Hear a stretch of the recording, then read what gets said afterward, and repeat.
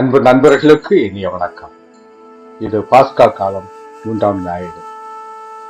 இன்றைய நற்செய்தி வாசகத்தில் உயிர்த்த இயேசு தன் சீடர்களுக்கு தொடர்ந்து தன்னை வெளிப்படுத்துகின்ற காட்சிகளை காண்கின்றோம். லூக்கா நற்செய்தி 24ஆம் அதிகாரம் 35 முதல் 48 வரையிலுள்ள வசனங்கள் இன்று நமக்கு சிந்தனைக்காக தரப்பட்டுள்ளன. வாசகத்தின் ஓட்டம் இயேசு சாவை வென்று மீண்டும் உயிர்த்ததை எண்பிக்கும் விதமாகவே அமைந்துள்ளது. தான் ஓர் ஆவி இல்லை என்பதை எண்பிக்க இயேசு எடுக்கும் முயற்சிகளை இங்கு நாம் பார்க்கின்றோம். இறுதியாக பாவ மன்னிப்பு பெற மனம் மாறுங்கள் என அனைத்து நாடுகளிலும் அவருடைய பெயரால் பறைசாற்றப்பட வேண்டும் என்ற வசனத்தோடு இந்த வாசகம் நிறைவுக்கு வருகிறது. எனவே நமது கவனம் உயிர்த்த இயேசுவை அறிவித்தலிலும் பாவ மன்னிப்பின் அவசியத்திலும் நிலைத்து நிற்பதில் தவறு ஏதும் இல்லை. ஆனால் இயேசுவை அறிவித்தல் என்றால் என்ன என்ற கேள்வியும், பாவ மன்னிப்பு என்று சொல்லும் போது எந்த பாவத்திலிருந்து மன்னிப்பு என்ற கேள்வியும், அதையும் தாண்டி பாவம் என்றாலே என்ன என்ற பொதுவான கேள்வியும் நமக்கு எழ வேண்டும். இந்த கேள்விகளுக்கான விடைகளை எங்கு தேடுவது என சிந்திக்கும் போது திசை காட்டி சொல்லாக அமைந்திருப்பது சமாதானம் என்னும் ஒரு சொல். உயிர்த்த இயேசு தன் சீடர்களை சந்திக்கும் போதெல்லாம் இவ்வார்த்தையை கூறியே வாழ்த்துகிறார், உங்களுக்கு சமாதானம். இப்படி வாழ்த்துவது ஒரு எபிரேய பழக்கம். ஷலோம் அலைக்கம் என்றுதான் யூதர்கள் ஒருவருக்கு வாழ்த்து கூறுவர். இதுபோன்றே இஸ்லாமிய சகோதரர்களும் அஸ்ஸலாமு அலைக்கும் என்று கூறி சமாதான வாழ்த்துக்களை கூறுகின்றார்கள். எபிரேயர்களின் ஷாலோம், இஸ்லாமியர்களின் சலாம் இவற்றை போன்றே இந்தியாவிலும் சாந்தி என்னும் ஒரு சொல் பயன்படுத்தப்படுகின்றது. ஷாலோம், சலாம், சாந்தி இவை அனைத்தின் பொருள் சமாதானம் என்பதாகும். இந்த சமாதானம் என்பதே உயிர்த்த இயேசுவின் செய்தியாக இருக்கின்றது. இயேசு பயன்படுத்தும் இந்த ஷாலோம் என்பது ஆழ்ந்த பொருள் கொண்ட ஒரு வார்த்தை. இது வளமை, முழுமை என்னும் பொருட்களில் பயன்படுத்தப்படுகின்றது. வளமை என்பது எந்த குறையும் இன்றி எல்லோரும் எல்லாம் பெற்று இன்புற்றிருக்கும் ஒரு நிலையை குறித்து காட்டுகின்றது. முழுமை என்பது உடல், பொருள், ஆவி என அனைத்திலும் நிறைவு அடையும் ஒரு உயர் நிலையை சுட்டிக்காட்டுகின்றது. இந்த முழுமை, இந்த நிறைவு, இந்த வளமை இவை அனைத்தையும் உள்ளடக்கிய ஒரு செய்தியே உயிர்த்த இயேசுவின் வாழ்த்தாகிய உங்களுக்கு சமாதானம் என்னும் வார்த்தைகளில் அடங்கியுள்ளது. ஆக இயேசு சொல்லும் இந்த சமாதானம் என்னும் வார்த்தையின் பொருள் பல பரிமாணங்களில் ஊடுருவி செல்வதை நாம் பார்க்க முடியும். முதலாவதாக, சமாதானம் நீதியின் அடிப்படையில் அமைவது ஆகும். சமாதானம் பிரச்சனைகள் இன்றி அமைதியாக இருக்கும் ஒரு நிலையை சுட்டிக்காட்டவில்லை. ஒரு அடக்குமுறை சமுதாயம் அமைதியாக இருக்க முடியும்.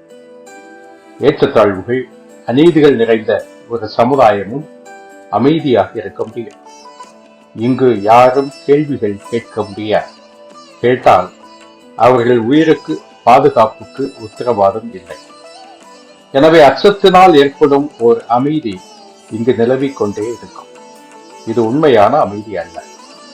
எனவேதான் இயேசு நான் தரும் சமாதானம் இவ்வுலகம் தரும் சமாதானம் போல் அன்று என்று கூறுகின்றார். இன்னொரு இடத்தில், எப்பொழுதும் பிரச்சனைகள் ஓடிக்கொண்டே இருக்கலாம், அமைதியற்ற சூழல் நிலவுவதாக கருதப்படும். ஆனால் பிரச்சனைகளுக்கு காரணமே அடக்குமுறையால் திணிக்கப்பட்ட ஒரு போலியான அமைதியை கேள்விக்குட்படுத்தும் நிலையாக இருக்கிறது. ஒடுக்கப்பட்ட மக்கள் எழுச்சி பெறுவதால் வரும் போராட்ட நிலையாக அது இருக்கலாம். உலகுக்கு சமாதானம் கொணர வந்தேன் என்று நினைக்க வேண்டாம். சமாதானத்தை அல்ல, வாழையே கொணர வந்தேன் என்று கூறிய இயேசுவின் இவ்வார்த்தைகள் இயேசுவின் சமாதானம் அநீதியை நிரந்தரப்படுத்தும் போலியான சமாதானம் அல்ல என்பதை தெளிவுபடுத்துகிறது. இன்று அரசின் திட்டங்களை விமர்சனத்துக்கு உள்ளாக்கும் போதெல்லாம் அது தேச விரோத குற்றமாகவே பார்க்கப்படுகின்றது. மக்களின் நிலங்கள், வாழ்வாதாரங்கள் இவற்றை தனியாருக்காக கபலீகரம் செய்யும் அரசின் திட்டங்களை எதிர்த்து போராடும் மக்களை, அவர்களோடு கரம் கோர்க்கும் மக்கள் செயல்பாட்டாளர்களை தீவிரவாதிகளாக சித்தரித்து சிறையில் அடைத்து கொடுமைப்படுத்தி சில நேரங்களில் அவர்களை சாகடிக்கும் நிலைகள் இன்று தொடர்கின்றன. தந்தை ஸ்டான் சுவாமி இதற்கு ஓர் எடுத்துக்காட்டு. பேசாமல் இருந்தால் அதற்கு பேர் அமைதி, ஆனால் அது சமாதானம் ஆகாது. போராட்டங்கள் வழியே தான் உண்மையான சமாதானம் மலரும் என்பது தெளிவு. சமாதானத்தின் அடிப்படை நீதி. இரண்டாவதாக, சமாதானம் என்பது முழுமையை சுட்டிக்காட்டுகின்றது. மனிதன் முழுமை காண வேண்டும். மனிதன் ஆற்றல் பெற வேண்டும்.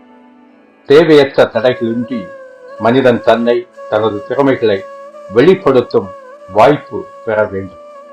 தனது சிந்தனைகள், நம்பிக்கைகள், தனது உணவு பழக்கம் உள்ளிட்ட பல்வேறு பழக்க வழக்கங்கள் இவற்றை வெளிப்படுத்தவும் பகிர்ந்து கொள்ளவும் பேணி காக்கவும் மனிதனுக்கு உள்ள உரிமைகள் காக்கப்பட வேண்டும். மனிதன் உழைப்பு சுரண்டலுக்கு உள்ளாக்கப்படா நிலை உறுதிப்படுத்தப்பட வேண்டும். மாண்போடு நடத்தப்பட வேண்டும். இத்தகைய ஒரு புரிதல் தொடக்க காலத்திலிருந்தே கிறிஸ்தவ நம்பிக்கையின் உள்ளீடாக இருந்து வந்திருக்கின்றது.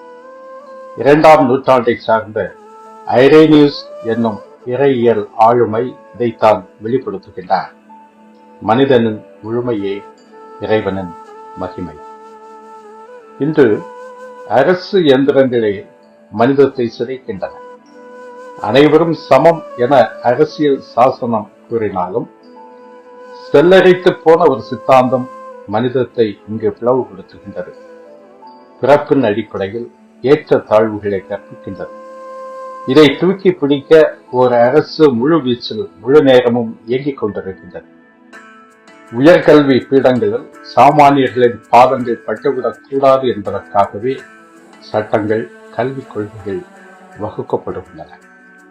மனித முழுமைக்கு அணை கட்டும் முயற்சிகள் தான் இங்கு கொள்கைகளாக உள்ளன. இப்பின்னணியில் தான் மனித உரிமைகளே சமாதானத்தின் அடிப்படை என்கிற திருத்தந்தை 23ஆம் யோவான் எழுதிய அவனியில் அமைதி என்னும் சமூக மடலை நாம் பார்க்கின்றோம். மூன்றாவதாக, சமாதானம் என்றால் அது நிறைவை சுட்டிக்காட்டுகின்றது. நிறைவை நோக்கிய பயணத்தை சுட்டிக்காட்டுகின்றது. மனித வளர்ச்சியை, முன்னேற்றத்தை சுட்டிக்காட்டுகின்றது. வறுமையிலிருந்து வளமையை நோக்கிய பயணமாக இருப்பதுவே சமாதான அனுபவம். திருத்தந்தை 6ஆம் பவுல் எழுதிய மக்களின் முன்னேற்றம் என்னும் சமூக மடலில் வளர்ச்சி என்பது சமாதானத்தின் புதிய பெயர் என்று கூறுகின்றார். வளர்ச்சி இல்லை எனில் அங்கு சமாதானம் இல்லை என்பது கண்கூடும். இன்று இந்தியா வளர்ந்து விட்டது என்று சிலர் சிலாகித்துக் கொள்ளுகின்றார்கள். இன்று இந்தியாவின் வளர்ச்சி 1-2 கார்ப்பரேட் முதலாளிகளின் வளர்ச்சியாக மாறிவிட்டது. அந்த 1-2 முதலாளிகளின் வளர்ச்சியை உறுதி செய்ய மக்களின் வளர்ச்சிக்கு தடை போடும் திட்டங்களும் கொள்கை முடிவுகளுமே ஒன்றிய அரசின் சாதனைகளாக இருக்கின்றன. இப்பின்னணிகளின் அடிப்படையில் தான் இயேசுவின் சமாதான செய்தியை நாம் வாசிக்க வேண்டும். இன்றைய சூழலில் இயேசுவை அறிவிப்பது என்பது அவரது சமாதானத்தை அறிவிப்பதில் அடங்கியுள்ளது. இந்த இயேசுவின் சமாதானம் நீதியை உள்ளடக்கியது, உரிமைகளை உள்ளடக்கியது, முழுமையை உள்ளடக்கியது, வளர்ச்சியை உள்ளடக்கியது. இந்த சமாதானம் இறைவன் நமக்கு வழங்கும் கொடை. இதையே அரசியல் சாசனமும் நமக்கு உரிமையாக தந்துள்ளது. இதை தடுப்பவர்களிடமிருந்து இதை போராடி பெற வேண்டியது நமது கடமையாகின்றது. அப்படி போராடுவதற்கு பதிலாக சமாதானத்தை வேறெடுக்கும் சக்திகளாக இருப்பதும், அப்படிப்பட்ட சக்திகளுக்கு துணை போவதுமே இன்றைய சூழலில் பாவம் என்பது. பாவ மன்னிப்பு பெற மனம் மாறுங்கள் என்ற தூதுரை இந்த சக்திகளின் ஆதிக்கத்துக்கு முற்றுப்புள்ளி வைக்கும் முயற்சிகளில் ஈடுபடுங்கள் என்ற பரப்புரையில் தான் அடங்கியுள்ளது. ஆட்சியை கைப்பற்றி அது தரும் அதிகாரத்தை பயன்படுத்தி அமைப்பு ரீதியாகவே அநீதிகளை அரங்கேற்றி மக்களின் உரிமைகளை ஒன்றும் இல்லாமல் ஆக்கி நாட்டின் ஒட்டுமொத்த வளர்ச்சிக்கு எதிராக இருக்கும் அரசுகளையும் அமைப்புகளையும் ஆட்சி கட்டலிலிருந்து விரட்டி அடிப்பதில் தான் நமது சமாதானத்துக்கான முன்னெடுப்புகள் அடங்கியிருக்கின்றன. ஷாலோம், சலாம், சாந்தி என முழு வளர்ச்சியை தேடும் அத்தனை மக்கள் இனங்களும் ஒன்றிணைய வேண்டிய கட்டாயம் இன்று உள்ளது. ஆட்சி மாற்றத்துக்கான வாய்ப்புகள் வரும்போது செயல்படாமல் பின்னர் வருந்துவது பயனில்லை. ஒன்றுபடுவோம். மானுட விடுதலைக்கான இறையாட்சியின் சமாதான கனவை நனவாக்குவோம். நன்றி.